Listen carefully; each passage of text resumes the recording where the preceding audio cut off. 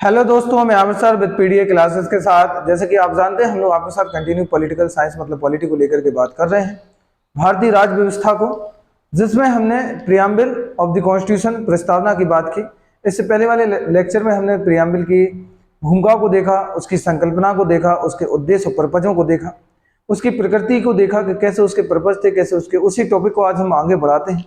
Preamble में ये last वाले पार्ट में लूंगा, लेकिन इसको मैं अच्छे से समझाऊंगा। उससे पहले मैं आपको बता दूं कि कुछ केस इंपोर्टेंट केस हैं जिनसे क्वेश्चन आपके एग्जामों में पुटअप होते हैं, आते भी हैं, प्री और मेंस दोनों ही दृष्टि से इंपोर्टेंट है। तो थोड़े वो केस देख लो जो इंपोर्टेंट है, महत्वपूर्ण है, और किसने इन प्रस्तावना के बारे में किसने क्या कहा है वो भी आप थोड़ा सा जान लो, क्योंकि ये इंफॉर्मेशन के लिए जरूरी है। और मैं बता दूं, एक केसों को आप अच्छे से नोट डाउन कर लेना, इनको लिख लेना और इनको याद रखना, क्योंकि इंपोर्टेंट है, कुछ ही चीजें इंपोर्टेंट है तो इंपोर्टेंट है। चलो देखते हैं। देखिए यहाँ पे भारतीय संविधान के उद्देश्य का संविधान निर्माताओं के विचारों की कुंजी है। तो ये क्या कहा, जो भी भारतीय संविधान के जितने भी संविधान निर्माता थे, ये उनकी क्या है, विचारों की जो कुंजी है, उनके विचारों का जो पर्पज था, जो उद्देश्य था, वो एक जगह समेट कर रख दिया। जो विचार थे, ये कह सकते हैं, जिस प्रकार मैंने आपको पहले ही बोला था कि जिस प्रकार एक किताब होती है और किताब का पहला पृष्ठ जो होता है, फर्स्ट पेज जो होता है, उसमें सिलेबस होता है, पूरी बुक का निचोड़ होता है कि बुक के अंदर क्या क्या डाटा होगा, कौन कौन से टॉपिक होंगे, क्या क्या उसके बारे में हम पढ़ने वाले हैं, क्या क्या चीज़ों को जानने वाले हैं। उसी प्रकार से इन्हें बोला कि जो संविधान सभा के जितने निर्माता थे, उनने क्या बोला है कि जो उद्देश्य का है वो क्या है, उन सबके विचारों की है मतलब की कुंजी है। कुछ इंपोर्टेंट केस है, उनके बारे में सुन लो। इनरी बेरुवारी केस 1960 में आया और इनने कहा, जब केस आया, इनने सीधा बोला कि जो प्रस्तावना है, इनने सीधा कहा, इनने कहा जो प्रियम्बल है, प्रस्तावना है, it is not part of the constitution.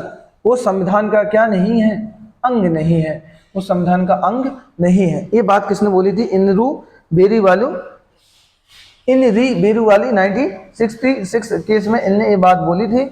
और इसमें ये भी बोला, इसके ना रहने के इसके मूल उद्देश्यों में कोई अंतर नहीं पड़ता है।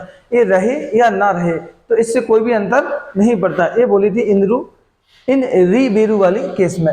अगला केस आता है जो इंपोर्टेंट केस रहता है, केशवानंदन भारती का केस। इंपोर्टेंट है केशवानंदन भारती का केस। और केशवानंदन भारती ने बोला, और एक केरल राज्य वर्ष 1973, ये डेट भी याद रखना। इनने बोला कि संविधान का ये अभिन्न हिस्सा है, संविधान का पार्ट है, it is a part of the constitution.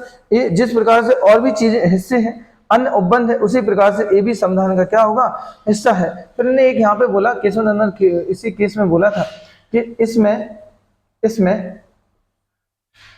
संशोधन कर सकते हैं। क्या कर सकते हैं, संशोधन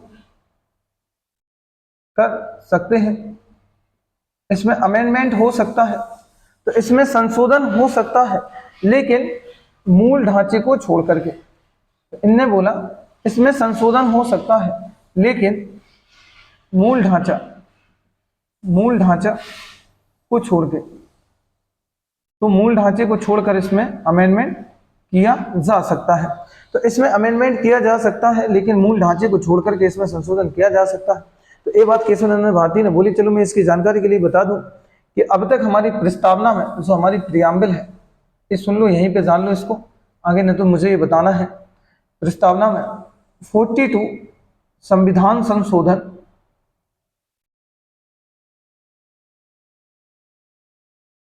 42 कॉन्स्टिट्यूशन अमेंडमेंट 1976 में इसमें संशोधन हुआ। और ये हमारे प्रस्तावना में, इस प्रस्तावना में फर्स्ट अमेंडमेंट था,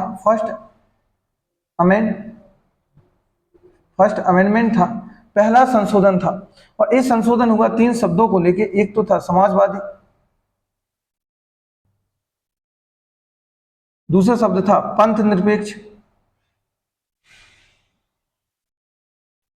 और तीसरा वाकिफ था अखंडता। तो ये 3 शब्दों को लेकर के इसमें अमेंडमेंट किया गया।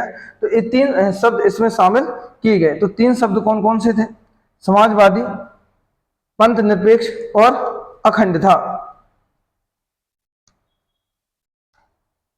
और ऐसे करके फिर ये जो आपके सामने जो प्रियम्बल ए लिखी है, तो आप एक कह सकते हो कि जो मूल प्रस्तावना थी वो कब से कब तक रही, तो वो 1976 तक रही। 1976 के बाद 1976 के बाद ये जो थी, आज ये जो वर्तमान में आपको दिख रही है, ये पूर्ण संशोधित है। और अब तक केवल और केवल ये भी क्वेश्चन आ चुका है कि कितनी बार हमारी प्रियम्बल मतलब कि प्रस्तावना में अमेंडमेंट किए गए हैं या किए जा चुके हैं। वो केवल और केवल एक बार इसमें संशोधन किए गए हैं और अमेंडमेंट किए गए, और वो भी किए गए 42वां संविधान संशोधन 1976 को, फर्स्ट कॉन्स्टिट्यूशन अमेंडमेंट, जिसमें कि समाजवादी, पंथनिरपेक्ष और अखंडता, ये 3 शब्दों को जोड़े गए। तो ये शब्द तीनों इंपोर्टेंट है, तो इनको याद रखना। इसका चलो अगले केस की हम बात करते हैं कि जस्टिस मोहम्मद हिदायतुल्लाह, और ये हमारे जो चीफ जस्टिस थे ये 11वें नंबर के थे, याद रखना, ये भी डाटा आ चुका है।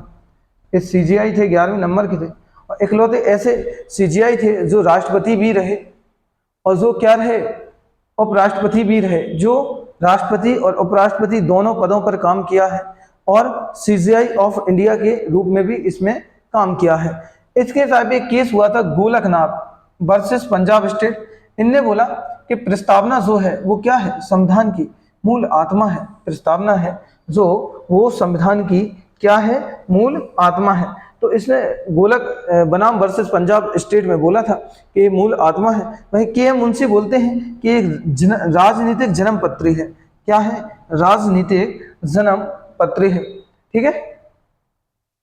फिर इंपोर्टेंट पर्सन है जो सुभाष कश्यप जी, और ये बोलते हैं कि अगर संविधान शरीर है, कॉन्स्टिट्यूशन बॉडी है, तो उद्देश्य उसकी क्या है, सोल है, आत्मा है।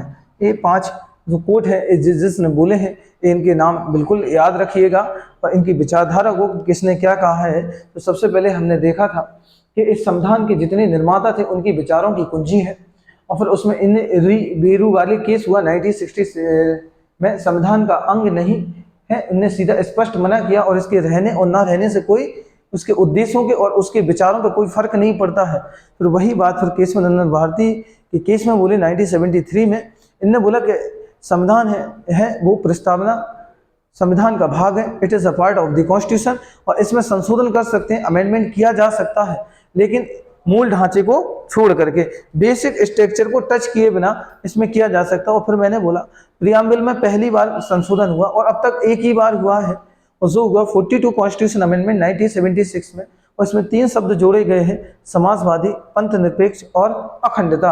ये 3 शब्दों को यहाँ शामिल किया गया है।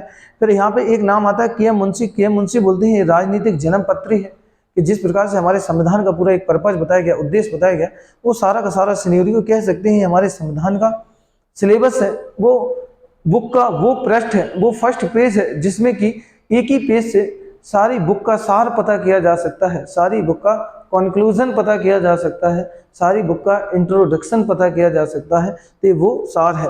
सुभाष कश्यप कहते हैं, यहाँ पे इन्हें बोला है प्रस्तावना के बारे में कि संविधान अगर शरीर है तो उद्देश्य उसकी जो उद्देश्य का है, जो प्रियम्बल है, जो प्रस्तावना है, ये उसकी क्या है, आत्मा है। तो आत्मा 2 लोगों ने बोला है, एक तो गोलकनाथ वर्सेस पंजाब राज्य ने बोला है कि मूल आत्मा है, और एक दूसरा बोलते हैं सुभाष कश्यप कि क्या है, आत्मा है। तो ये थे इंपोर्टेंट केस आपके सामने। इसका 3rd पार्ट में आपके साथ मैं पूरा डिस्कस करूंगा, इसको बहुत अच्छे से डिस्कस करने वाले हैं। तो इसके नेक्स्ट पार्ट में मिलते हैं। Okay, thank you.